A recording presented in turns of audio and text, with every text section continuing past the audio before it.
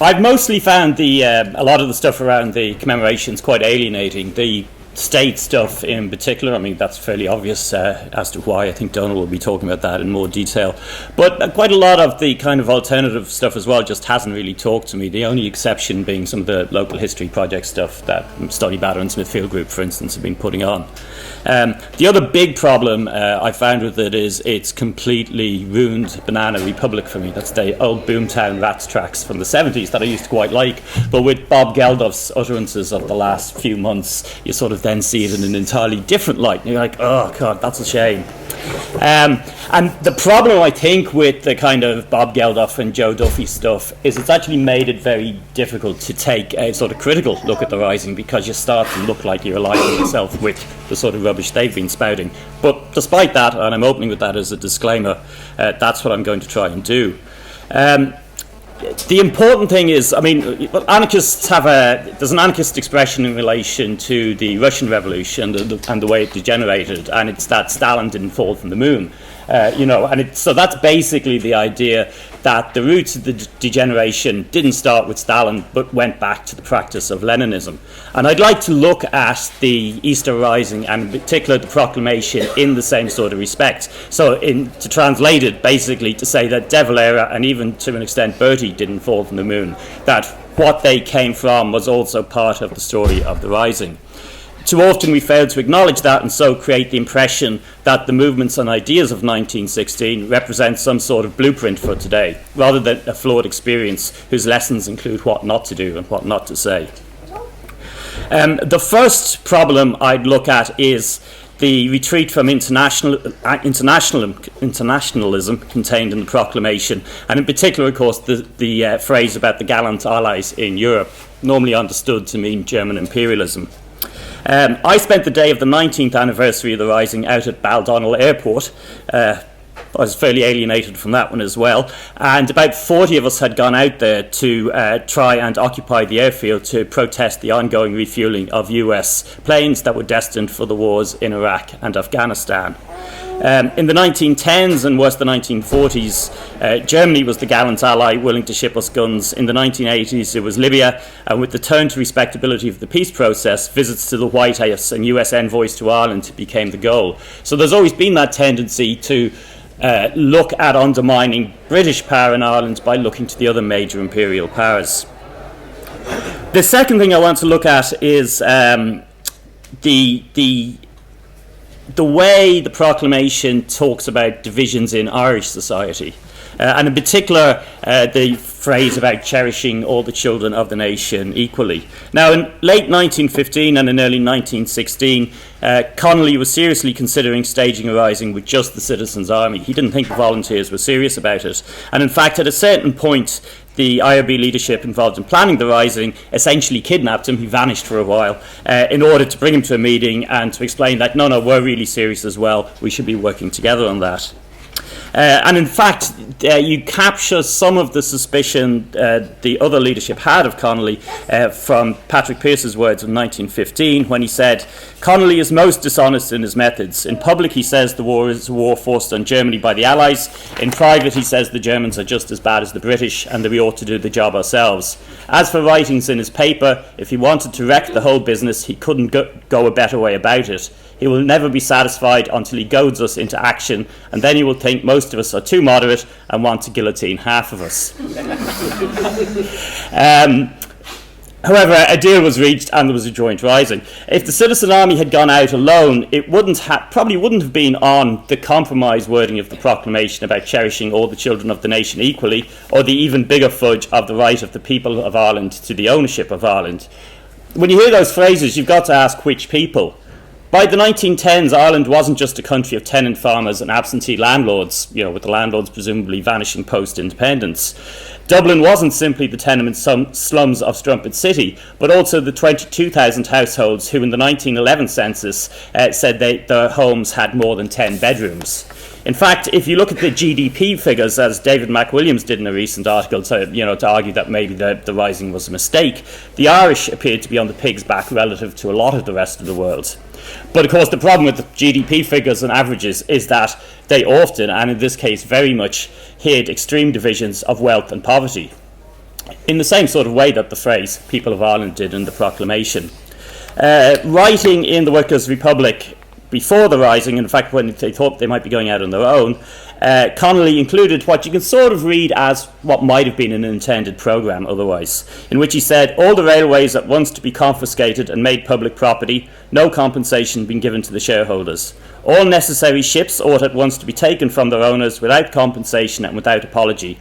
Let the government take the factories from the manufacturers and immediately confiscate all the idle land, the enormous quantity of splendid land lying island in demesnes and private estates of the nobility and gentry, and put labours upon it to grow crops to feed the multitude. As the property classes have so shamelessly sold themselves to the enemy, the economic conscription of their property will cause a few qualms to whosoever shall administer the Irish government in the first days of freedom. Now, there's pretty obviously an enormous gap between the language that's used there, which is basically a language of class warfare, and what appeared in the proclamation. That becomes important when you move on from the 1916 period and you look at the War of Independence, or the Tan War, whatever you prefer to call it, and why the British Empire found it necessary to reach a deal. And that, I mean, I remember as a kid I was quite puzzled by this. You know, I mean, the British Empire was coming out of World War I, a period when it had millions of men under arms, it had, you know, large stacks of tanks, it had biplanes. So how the hell did flying columns involving a few hundred people defeat an empire? How did that actually work? So I think part of the story is understanding the process that happened here. I mean, once the war got underway and the primary targets were often things like local police barracks and the court systems. So in effect, the IRA removed British law and order. And in that vacuum, workers and farmers quickly filled a vacuum through workplace occupations and land occupations across what were in effect semi-liberated zones. So in that period, we see no less than 5 general strikes. There's over a dozen local strikes where, you know, a whole town goes on strike. You have the Limerick Soviet, of course, most famously. And all these things are taking place in order to maintain the exclusion of British law and order.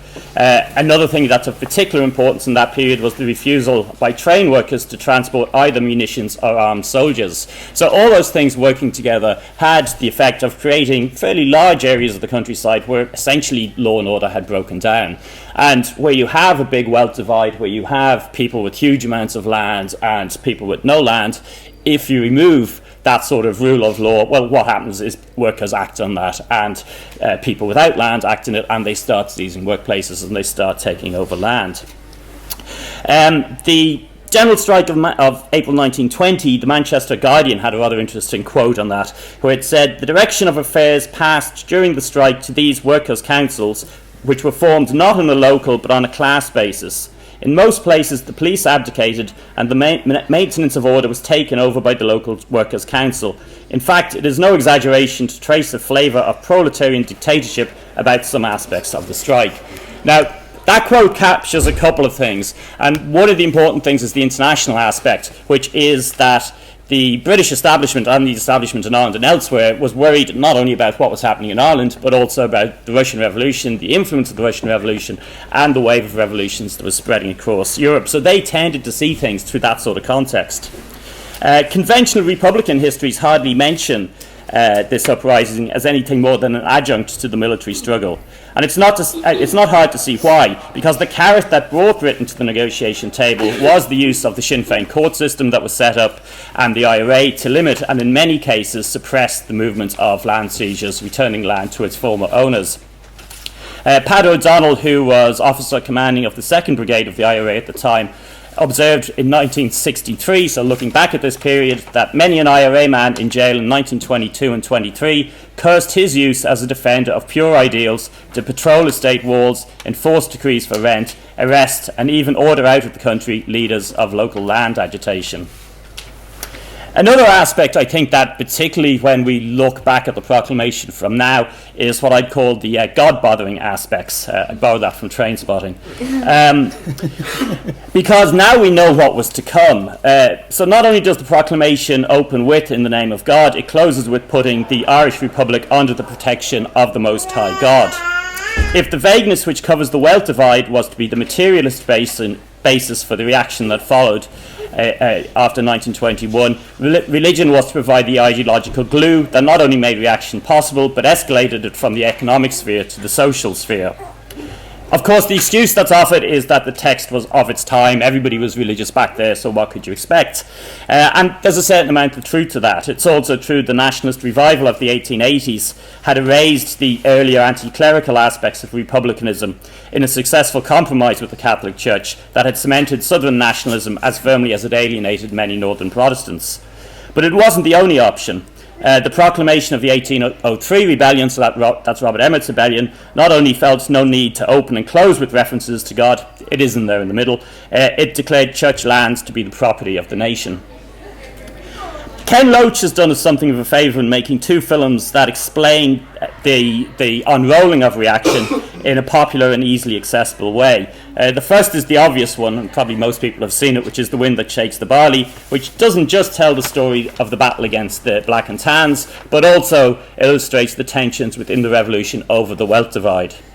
But his more recent and lesser-known film, Jimmy's Hall, set a decade later, serves to tell, I think, the same story. It's almost an extension of what happens next. And that looks at the way religion was used as the ideological glue of reaction, in this case by telling the true story of how the radical organiser Jimmy Galton was driven out not only from his birthplace, so the town he was born in, but bizarrely departed to the United States. And I remember when I first came across that story, I was like, what? How could that have happened? Like, what was the legal basis of it?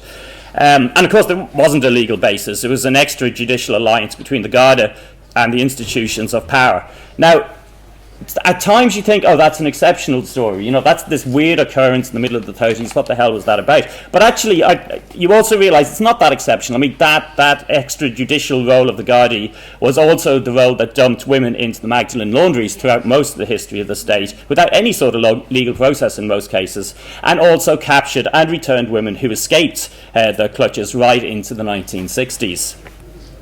I'm too pushed for time to cover it here, but the most extraordinary weakness of the proclamation is its complete attempt to evade the sectarian division, which, if anything, was even more apparent in the 1910s than it is today. Instead, we're simply told that the Republic is oblivious to the differences clearly foisted by an alien government which have divided a minority in the past. I mean, it's really quite hard to work out how that ended up there. After the 90th commemorations, I wrote a fairly long article titled Nationalism, Socialism and Partition that looks at the reality and what the possibilities were in terms of breaking the mould. But really those possibilities you'd have to be starting earlier than 1916 to make any use of them. So Joe Duffy and Bob Geldof have ensured that I can't simply get away with listing some of the negative lessons of the Rising without entering into unpleasant associations. So I'm going to quickly close on what I think are three of the most important but less talked about positive lessons. The first one, and the least controversial, is that it spearheaded an anti-colonial revolt that became global and that basically took almost all that pink off the map, not just for Britain but for the other major empires as well. We tend to see the international connection as mostly just being about the US, but it's actually, I think, part of a much wider process. Some of the participants, like Roger Casement and of course Connolly, were relatively explicit about that aspect. But in fact, even if you go back to the Fenians, they'd made limited attempts to build links with other anti-colonial movements, including helping to fund an Indian nationalist paper back in the 1880s. And in the aftermath of the Rising, with the apparent partial victory of the War of Independence, Ireland became an example for the construction of anti-colonial movements elsewhere. I don't know if people heard it, but the RT Radio had quite an interesting interview, basically, which was with an Indian woman who'd migrated to Ireland, and she was just talking about how the Rising had influenced the politics of her grandfather, who otherwise was a pretty terrible Hindu nationalist, in terms of how she was actually describing him. But you can see that sort of influence there as well. The second thing is looking at the Rising through the lens of revolutionary syndicalism. If you take a small step back and look at the Rising not on its own, but as one event in a period of militant struggles that extended from the 1909 dock strike in Belfast through the 1913 lockout here in Dublin, through those land and factory occupations of the 1918 and 1919 period, and then go back to Belfast for the 1919 engineering strike. And here you discover not only that Northern Protestant workers were also deeply involved in militant struggle in the same period against the establishment, but that this type of struggle didn't stop at the Irish Sea. It also extended across Britain to Europe, the US and beyond. And this is what some historians, in the Irish context, Emmett O'Connor's work is worth reading, talk about as the syndicalist wave. A period of a couple of decades where workers internationally organised in militant rank-and-file general unions in order to just not win better wages, but to seize workplaces and institute a new society. That wave was defeated in some countries by fascism, but in most places it was diverted into the top-down statist project of Leninism on one hand, but also in anti-colonial contexts like our own context, internationalism. And the final positive lesson I want to mention is direct action. The movement of this period was not one of electoralism and lobbying. There was a certain amount of electoralism, but that was not what defined it. It was one of protest. It was not one of protest and go home, but of radical direct action. This is very literally true of 1916 itself, the entire basis of which was to use armed force and the seizure of government buildings to declare the Republic into being. That's about as far as a BuzzFeed petition as you can get. But it's also true of the revolutionary syndicalist movement I've just talked about internationally. Solving the land question by seizing the land or taking over your workplace and declaring a Soviet was a very long way indeed from the modern practices of the Labour Relations Board or the Land Commission. So I'm going to end on that. I've written a number of pieces, mostly around the 90th anniversary. If people are interested in finding out more about the stuff I've been talking about there, if you look at the WSM website at www.wsm.ie/1916, you'll find that there. Thanks.